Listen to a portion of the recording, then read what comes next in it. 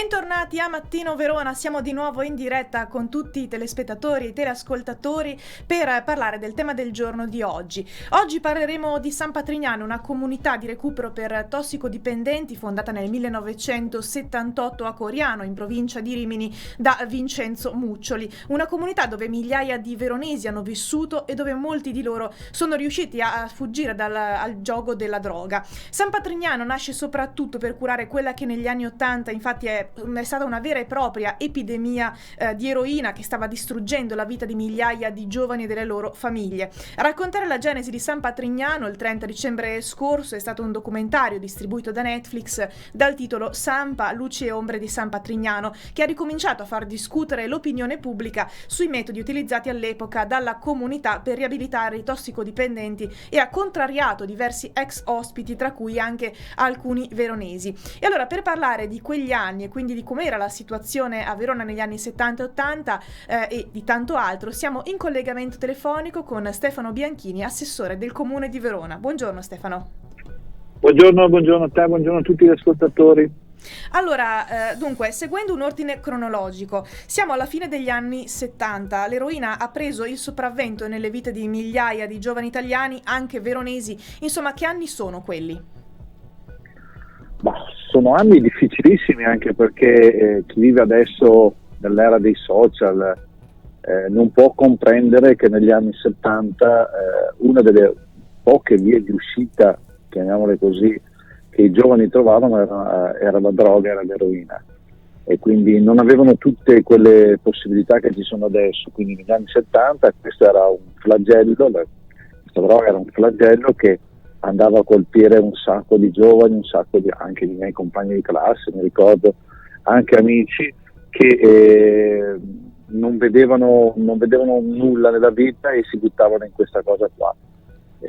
Quindi in pratica erano veramente delle situazioni con persone che erano in strada in maniera incredibile, e nessuno poteva fare niente o nessuno ha fatto niente.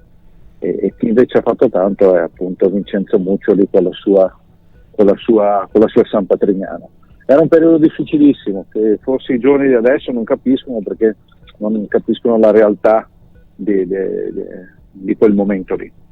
Ecco, la piaga dell'eroina quanto si è fatta sentire in particolare a Verona?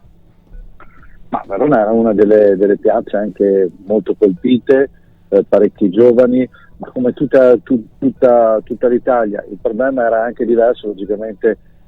Situazioni, Verona è sempre stata una città abbastanza ricca, una città abbastanza tranquilla, però l'eroina ha fatto il suo anche qui. Dopo ci sono altre città effettivamente che l'eroina era molto più venduta, molto più consumata, in quanto c'era anche un disagio, diciamo, sociale, economico-sociale, mentre qui a Verona questo non si è mai percepito in grossa maniera, però ha fatto veramente tantissime vittime, tantissimi danni. Certo. Ecco, nel 78, come dicevamo, Vincenzo Muccioli fonda la comunità di San Patrignano e nel giro di pochi anni da qualche centinaio di persone inizia a ospitarne migliaia. Nel corso degli anni 80 però Muccioli viene anche processato più volte, in particolare per i metodi utilizzati. Ecco, come per esempio l'incatenamento dei soggetti più recidivi. Ecco, lei cosa ne pensa di questi metodi, anche se ovviamente adesso non sono più utilizzati in comunità? In quel periodo storico non saprei dire come si poteva uscire da quel tunnel.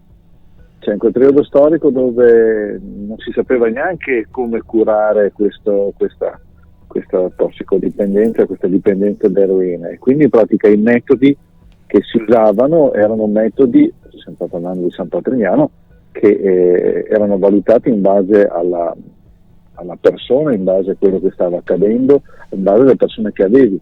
È logico che San Patrignano può aver avuto anche la storia delle catene, come abbiamo sentito, come abbiamo visto, come è stato processato, però come dice qualcuno che ha fatto un articolo bellissimo su un giornale locale, appunto, non è che a San Patrignano arrivavano delle educande, delle contesse, dei conti, dei duchi, arrivavano gente anche veramente, molto spesso, gente veramente violenta, gente che si era rifugiata nella droga e voleva comandare, voleva fare quello che voleva. C'era la parte buona anche di queste persone che logicamente volevano uscire, tante persone hanno chiesto addirittura di essere incatenate pur di uscire da questa droga, quindi per carità adesso non si può più fare, adesso ci sono altre 1000 metodologie. In quel momento lì Muccioli è stato l'ancora di salvezza per migliaia di ragazzi e ragazze italiane, per migliaia e migliaia di famiglie, e adesso ci sono persone che possono dire grazie a lui di aver avuto dei figli, di aver avuto una famiglia e di aver avuto una vita sana. Quindi logico, adesso a posteriori a 30 anni, 40 anni di distanza si viene a fare un processo nuovamente a Muccioli. Lo trovo di poco stile, perché logicamente bisogna averla vissuta, e soprattutto quando si fanno i processi si deve sempre sentire la controparte, mai sentire una parte, ecco, diciamo così. Certo. Ecco, secondo lei perché il documentario Netflix ha fatto così discutere, al di là di chi si è schierato con la comunità e invece di chi ne ha condannato i metodi dei primi anni? Perché ha fatto discutere? Perché logicamente è stata una visione un po' di parte, diciamo così. Le prime 2 puntate rispecchiavano bene, dopo è stato solamente visto da una parte.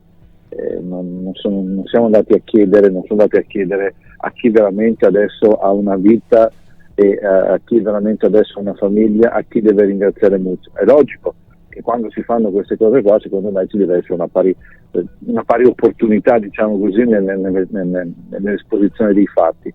Ribadisco sempre, San Patrignano, come tanti altri centri che hanno fatto il recupero dei tossicodipendenti in quel periodo lì, sono stata la salvezza di tantissime persone, e magari con metodi crudi, per carità, hanno sbagliato, non sto dicendo il contrario, avranno anche sbagliato, hanno sbagliato, sicuramente hanno pagato e pagheranno per quello che hanno fatto, ma ricordiamoci sempre che hanno salvato migliaia di persone.